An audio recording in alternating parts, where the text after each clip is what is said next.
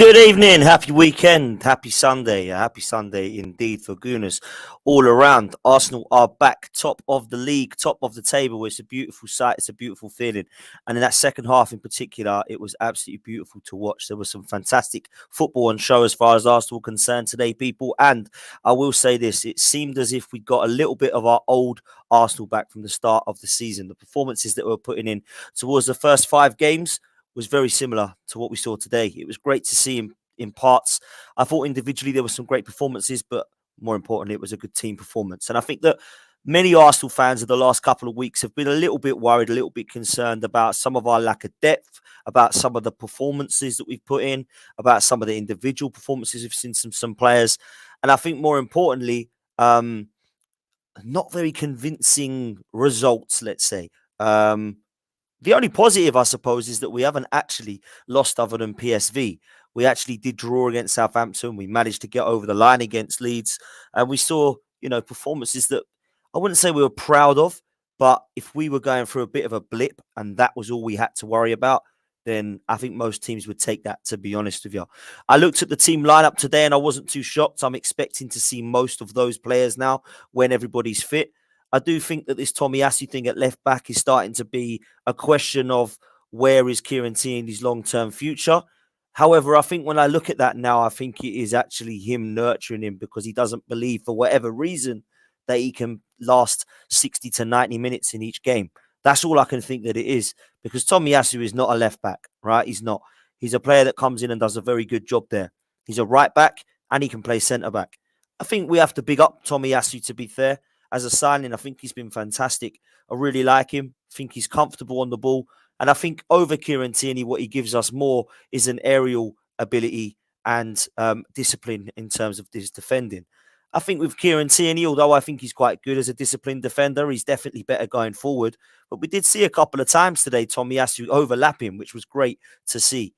But I would rather have Kieran Tierney there. Having said that, I think for me, what will answer this question is when Zinchenko's back.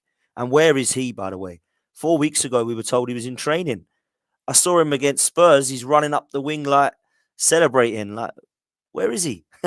So for me, I think it has to be, it'll be an interesting one when Zinchenko comes back. What happens to Zinchenko and Tomiyasu then? What happens to Kieran Tierney? I did see, and a few people noticed it, and I did see it myself, when Kieran Tierney's warming up, he's not looking himself. He's not looking like the old Kieran Tierney. He's given a bit of a clap, but it's a little bit of a half-hearted one. He's getting out there and he's doing his thing. But I think everybody would like to see more of Kieran Tierney personally. And I think that it will say a lot when Zinchenko's back to what happens with Kieran Tierney. I'd love Kieran Tierney to stay at Arsenal. I do see his future here long term. But that was the only thing of the team news, again, that people were questioning. I got into the concourse nice and early over at Block 5 with the lads, got myself a beer with my dad and with all the lads, and we started discussing it. And that was the only thing on the minds, really, of people. The bench is still looking pretty weak. I can't lie. It's still looking pretty weak. Zinchenko, Smith Rowe, El Neni, who, by the way, apparently is back in training. When they get added to that bench, it will give us a little bit of strength in depth, but it's clear that we still need to spend in January. It's clear. Looking at Nottingham Forest, I didn't expect too much more than what they provided, to be honest with you. Beat West Ham, beat Liverpool, but a team that don't really create a lot of chances. And I think came with a game plan, which was to set up as strong as they can and try to keep it lumped up to their number 9, their striker, who I can never say his name. And it didn't really work. I felt that we were in control from minute 1. And I think the early goal really has helped us this season. Now, I've been really impressed with how Arsenal have started games for every single game this season. And I've been really impressed as well with how we've started the second half of games, particularly at the Emirates.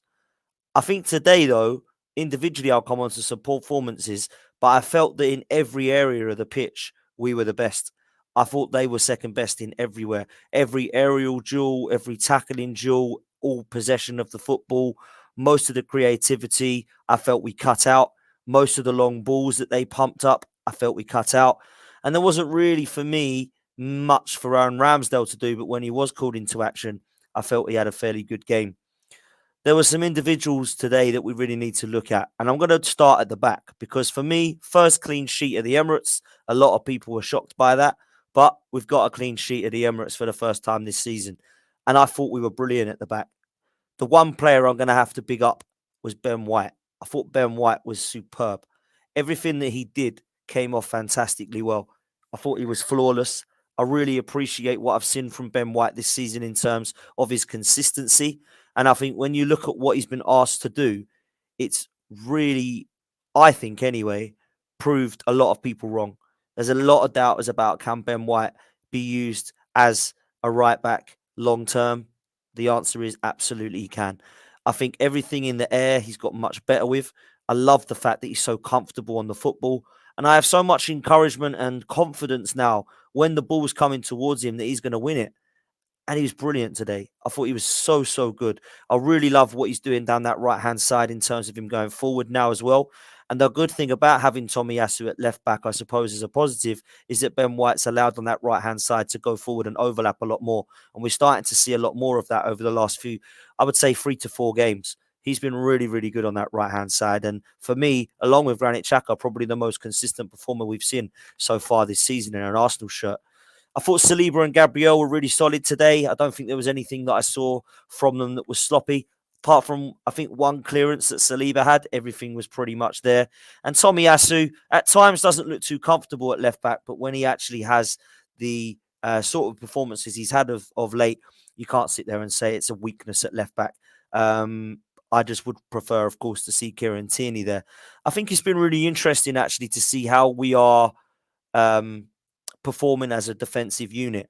And I'm quite a fan of it. I know we've only kept one clean sheet at home so far this season, but away from home in the 5 or 6 games, I think we've kept 3 or 4. And we're definitely head and shoulders above where we were defensively from a few years ago. We were so poor a few years ago. Do you remember how we were sitting there saying, it's Mustafi, or what's happening with Socrates, David Luiz? Wasn't too long ago before that, we were talking about Skilaccis and Senderosses and Pascal Sigans, Mikhail Silvestre, Igor Stepanovs. The list goes on, man. The list goes on. But when I look at it right now, I think it looks so good. And I think that the stature of these lads at the back, they're all over 6'2". They've all got some presence about them. They all look comfortable on the football, which I think is really important. I think all of them look good in the air. I think all of them look like they can actually win their duel.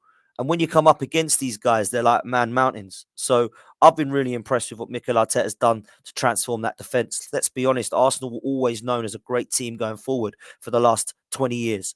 But at the back at times, particularly in the last 10, it has been really suspect at times. And we can't sit there and say that's the same now that Arteta's got involved with this defence. And I think the signings have been fantastic. They've all worked. Gabriel was one of his first signings. I think that although can be a bit shaky and he has had a few errors leading to goal this season, I think he's been a good signing.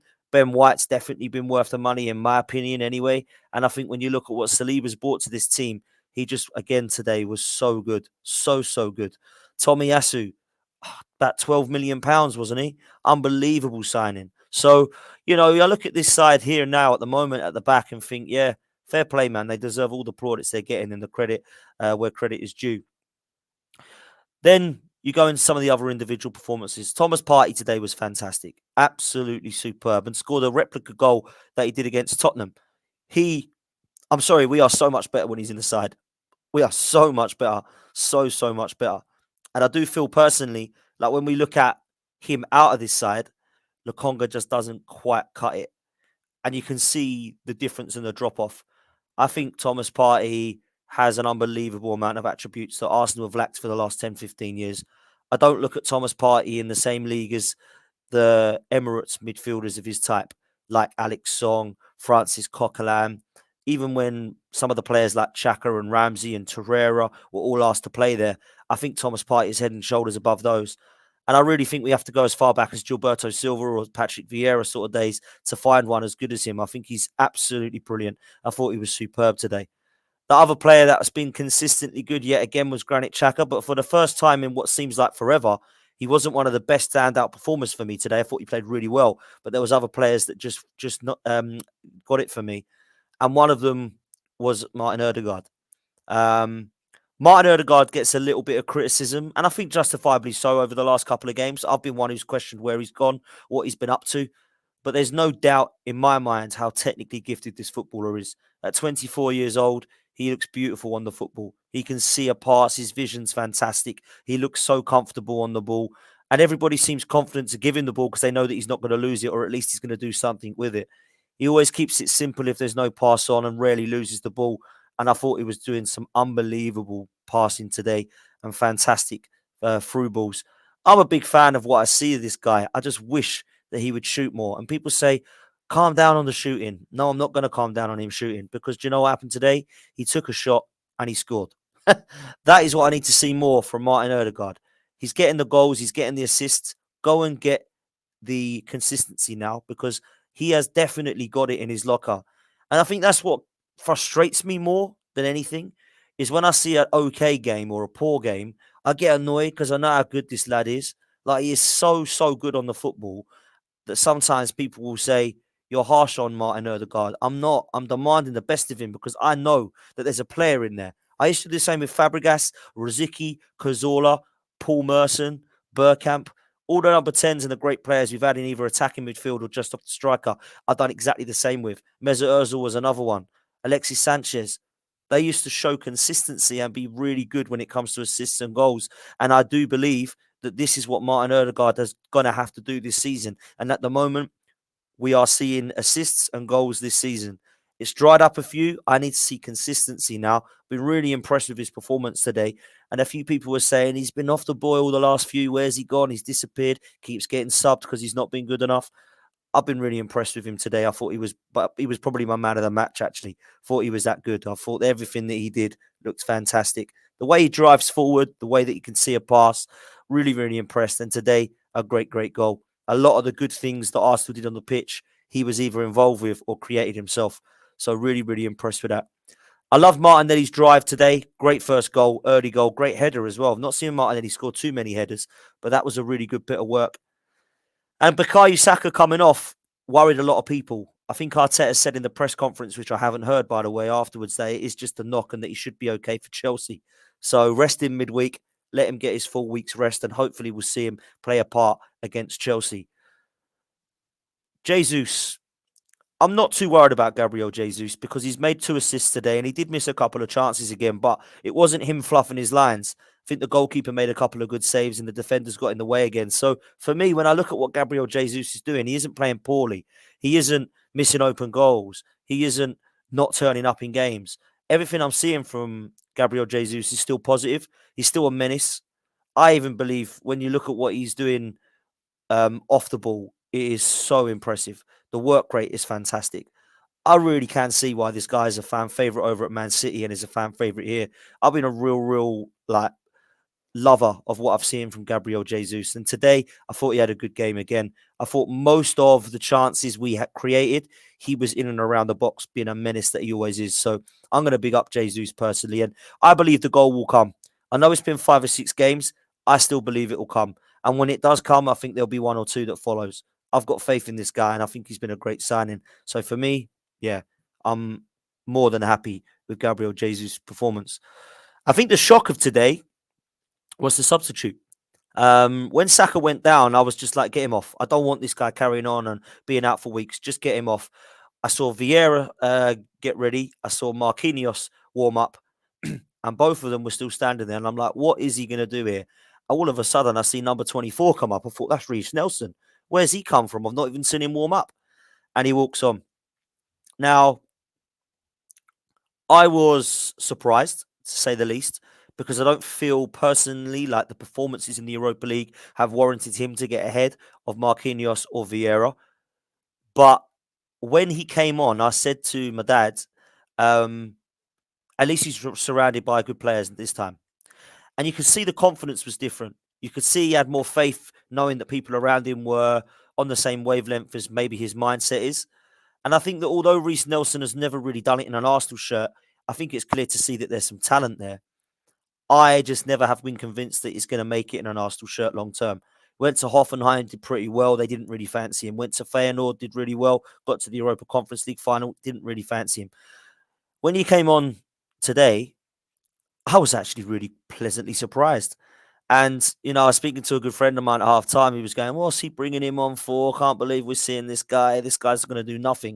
Of course, he goes and scores 2 goals. And I thought he was a nuisance. I ain't going to lie. I thought he was a real nuisance and difficult for Forest to mark. He was getting in and around. He was over the right. Then he went over to the left. And he was coming into the centre more at times, being a threat in the box. And to get the 2 goals that he did, I thought were very much Martinelli and Saka-like.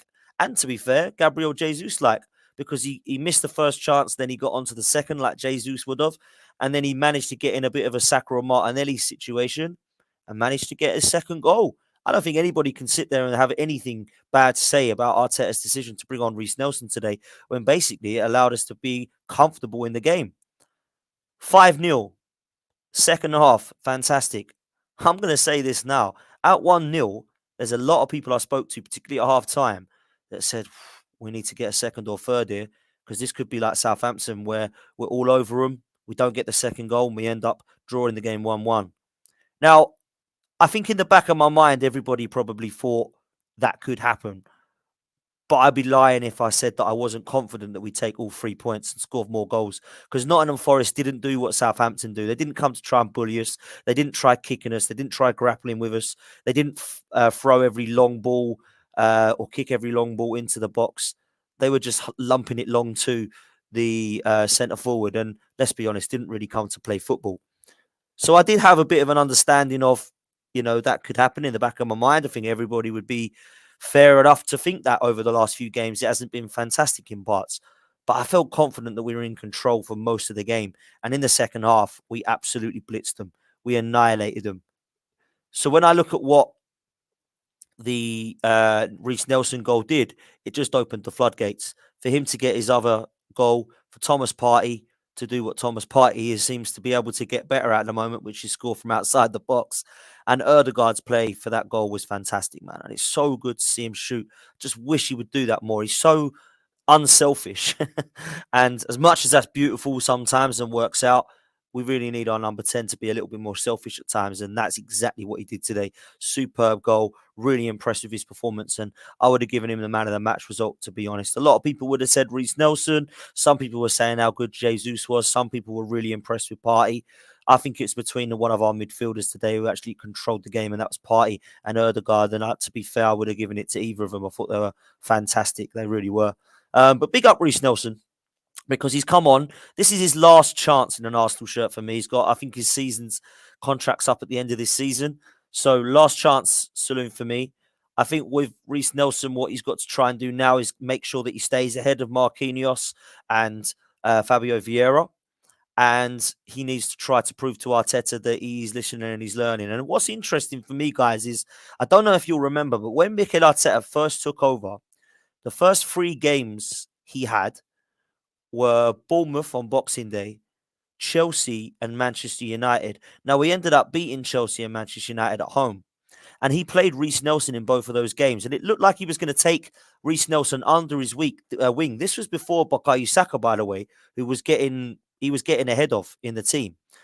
And it looked like he was going to try to do with Reiss Nelson what Arteta was rumoured to do with Leroy Sané and Raheem Sterling. It looked as if he was going to grab hold of Reiss Nelson and say, do you know what?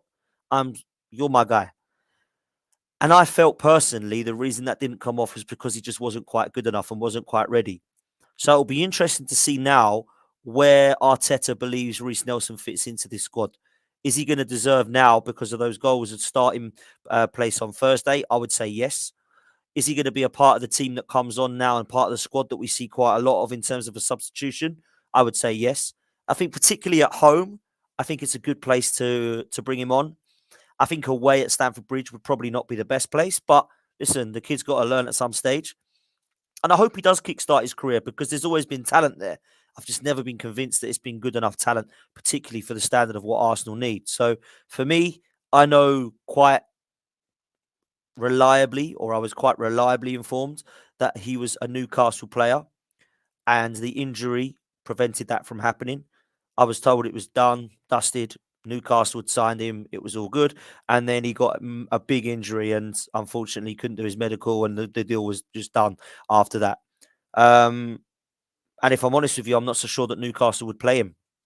So if he can be a part of our squad this season, then fair dues. Cecil said in his AFTV interview with me that it's like a ghost for Halloween. You forgot he was here, now he's come on.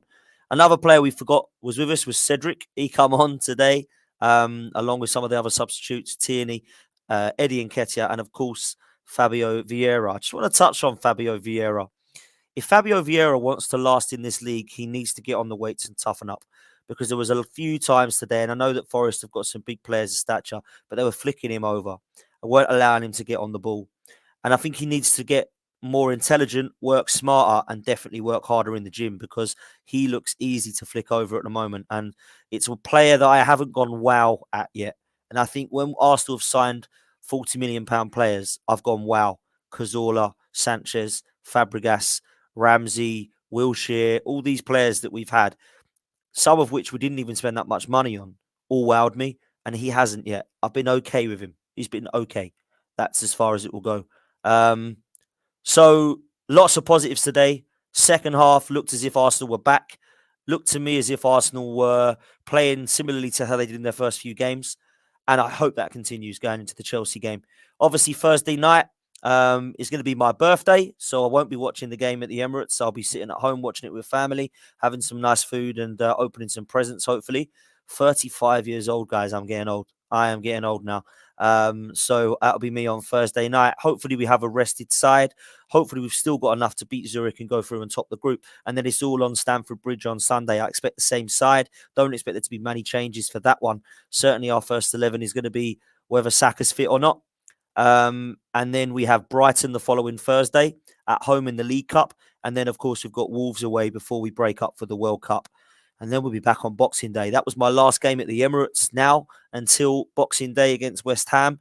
And I have fairly quietly, confidently accepted that we are going to be in and around first or second by the time we head back to the World Cup. I'm touching wood here when I say this to say, please do not throw this away with 3 or 4 games left before this World Cup, because what we're seeing at the moment has been so good in the first 12 games that I just want it to continue. I really do. I think it's going to be a really interesting season as far as some of the other results are concerned. Chelsea got a massive battering. Liverpool, another shock loss to Leeds. Manchester United got over the line today against West Ham. Newcastle playing very well at the moment. Spurs getting lucky against Bournemouth, but to be fair, from what I saw of the highlights, probably did deserve to win. And Arsenal and Manchester City at the top, looking very consistently good. It's feeling like a good season, guys. Can we just finish the season now and win the league, please? That's what I want to do. Honestly, it's been fantastic to see. And I must say this, Mikel Arteta deserves a hell of a lot of credit in these first 12 games. Everybody knows I've been critical in the last 2.5 years. Coming 8th and 8th has not really done anything to convince me that we're going somewhere. Last season convinced me that we were starting to improve, but the squad was not good enough. And then we fell at the final hurdle. I do not want to see the same mistakes this season. And what I mean by that is not, oh, come forth and we'll be happy. I'm talking about we are here right now in a title race. Whether you believe we're going to be there in May is a different story. But we're here right now. Go and spend the money, Kroenke and Arteta, that you know we need to spend.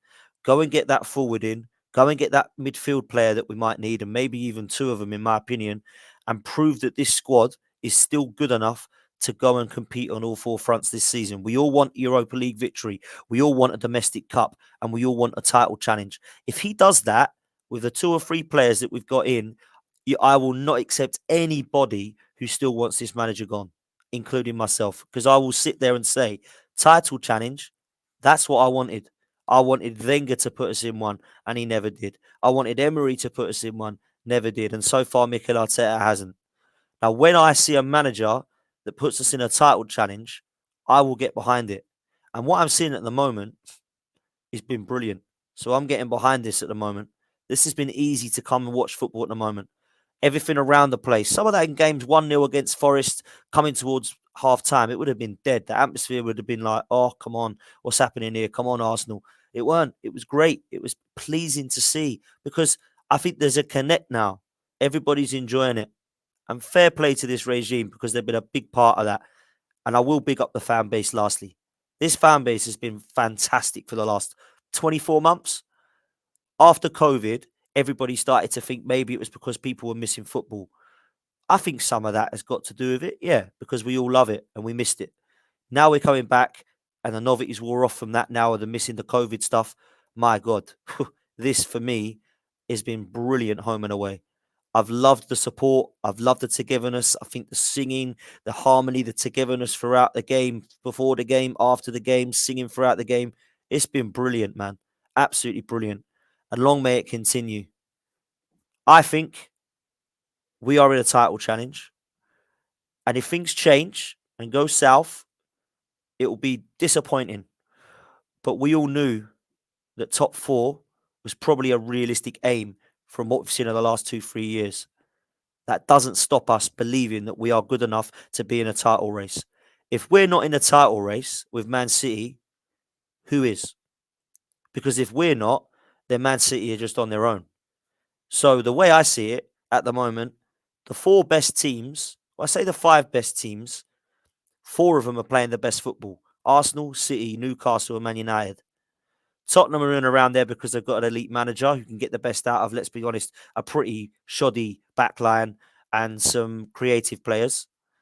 And then after that, we've got teams that are just not happy with their season, i.e. Chelsea, Liverpool, you have to say West Ham. So I think if you don't think Arsenal in the title race, you're probably wrong, because I think we are at the moment. If you ask me again in March, where are Arsenal? Are Arsenal in and around this still? I'd love to say yes, I think we will be. The only way that we have a chance of that is if we spend in January, because I need to see a couple of midfielders coming in. One that can replace Partey, one that can replace Xhaka. I think we need another forward to come across the front three that's probably going to be an okay deputy for Jesus. And if we can get those players in, I think with Smith Rowe back, El Neni back, Zinchenko back, we'll start to have a bench that looks fairly respectful and that doesn't look like one that's come out of the Championship or League One. Because let's be honest, some of those names I've not heard of the other night again. So we need these players back, and we need a couple more in January. Guys, I'm going to leave it there. It's been an absolute pleasure. Smash the like button if you can do on your way out, and try and get me on my next target, which is to lead towards 6K. I'm on 5.8 at the moment. Guys, please help me get to 6K. I'm going to be back tomorrow night with a special show with a special guest at 6 p.m. And then on Tuesday, it's the Race for Europe show. We're going to hear Dan United and Dan Lawless go at it over Man United, West Ham. We're going to see Tobes talking about how Spurs got over the line. Lewis ain't happy at the moment with a battering from Brighton, but I'll be happy talking about Arsenal at the top of the league. Errol, he'll be embarrassed again because Liverpool lost. And there's a new person joining us on Race for Europe. Yes, you've guessed it. Pete Davey, representing Newcastle, will now be a part of the Race for Europe show. Why? Because Newcastle are in the race for Europe for sure.